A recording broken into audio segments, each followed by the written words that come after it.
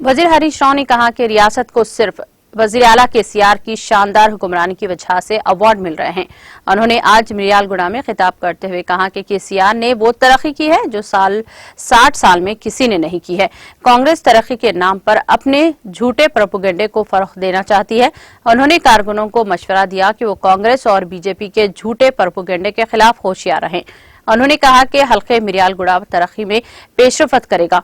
इसके लिए 4,500 करोड़ रुपए मुख्तस किए गए हैं। उन्होंने ये भी कहा कि मिर्यालगुड़ा हॉस्पिटल को 200 बिस्तरों के हॉस्पिटल में तब्दील किया जा रहा है। बीआरएस कारकुन जिले में चल रही बो गैस मुहिम में चौकस हैं।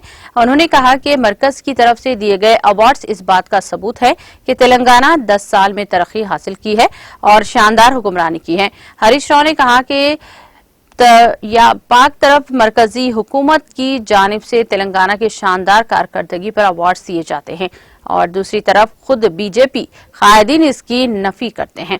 उन्होंने कहा कि रियासत में बीआरएस की तरक्याती इक़दाम से कांग्रेस और बीजेपी बौखलाहट का शिकार हो चुके हैं।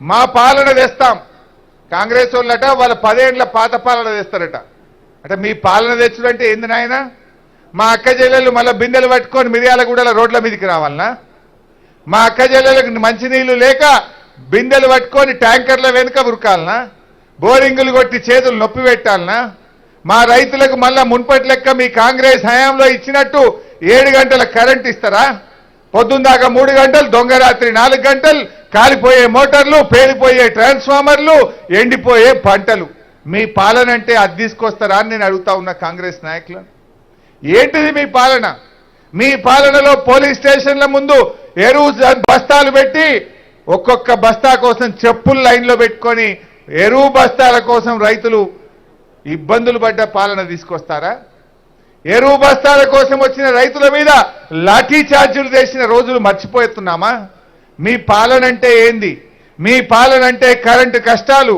ఎరువు బస్తాల కోసం కష్టాలు నీళ్లు లేక రైతులకు కష్టాలు మంచి నీళ్లు లేక అక్క చెల్లెళ్ళకు కష్టాలు మీ పాలన అంటే ఏంటిది అని నేను అడుగుతా ఉన్నా అంటే 2000 పింఛన్ తీసేసి మళ్ళీ 200 రూపాయలు గిట్ట తెస్తారా మీ పాలన అంటే మీరు 200 ఇస్తే ఇలా కేసీఆర్ 10 అంతలు పెంచి 2000 చేసిండు మా పాలన తెస్తామంటే 200 గిట్ట చేస్తారా మా రైతులకు రైతు బంధు రైతు బీమాను మా రైతుల గిట్ట దూరం చేస్తారా అని నేను అడుగుతా ఉన్నా ఏంది మీ పాలన అంటే ఇలా మీ పాలన బాగలేదు కనుకనే ఇలా కేసీఆర్ గారిని అద్భుతంగా 2 సార్లు తెలంగాణ ప్రజలు గెలిపించిండ్రు మూడోసారి కూడా ముమ్మాటికి వచ్చేది బీఆర్ఎస్ పార్టీ కేసీఆర్ ముఖ్యమంత్రి అవుతాడు ఈ నల్గొండ జిల్లాలో ఇంతమంది నాయకులు ఒక్క మెడికల్ కాలేజ్ అని వచ్చినాదే ఎందుకో దేకపోయేది జానారెడ్డి గారు ఉత్తమ్ కుమార్ రెడ్డి గారు కోమటిరెడ్డి గారు ఇంతమంది నాయకులున్నా పేదల కోసం ఒక్క మెడికల్ కాలేజ్ ఎందుకు దేలేదు అని నేను అడుగుతా ఉన్నా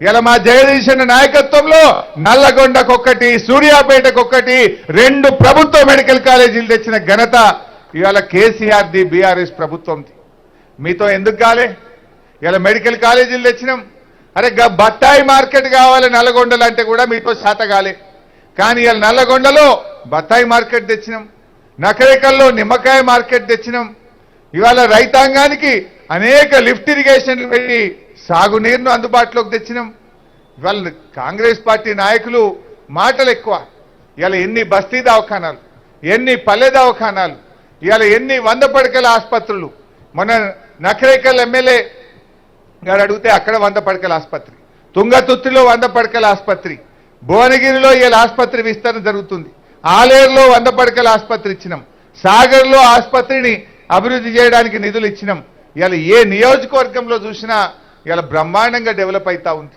ఒకనాడు మొత్తం తెలంగాణలో 17,000 పడకలు ప్రభుత్వ ఆసుపత్రుల్లో ఉంటే ఈ రోజు 50,000 పడకలకు దాన్ని పెంచుకోవడం జరుగుతా ఉంది ఎక్కడ 17,000 ఎక్కడ 50,000 పడకలు మీ 60 ఏళ్లలో 17,000 పడకలు కానీ కేసీఆర్ గారి 9 ఏళ్లలో దాన్ని 50,000 పడకలకు పెంచినటువంటి ఘనత ఆనాడు మీ 20 ఏళ్లకు ఒక్క మెడికల్ కాలేజీ తెస్తే ఇవాళ తెలంగాణలో ఏం కాలేదని ఏం కాకపోతేనే ఢిల్లీలో అవార్డులు ఇస్తుండా ఏ అవార్డు ఇచ్చినా మనకే కదా 3% జనాభా ఉంటే పంచాయతీరాజ్ శాఖలో 38% అవార్డులు వచ్చినాయి.